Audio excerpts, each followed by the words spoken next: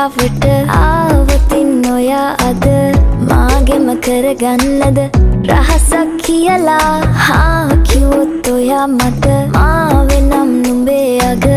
රැජිනිය සදහට මං දෙවරක් නොහිතා සැරෙන් සැරේ කෝලෙන් බල බලා ඇසේ අස්සෙන් බොරුවට එපා වගේ හිඳින්න එපා රවන්න එපා ටිකෙන් ටිකේ ආලෙන් පුරවලා හිතේ හිස්තැන් නුඹ මට හිතක් වටින කෙනා නිසා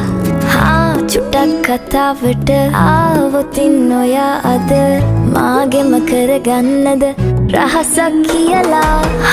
කිව්වොත් ඔයා මට මාවෙනම් නුඹේ අග රැජිනිය සදහට මං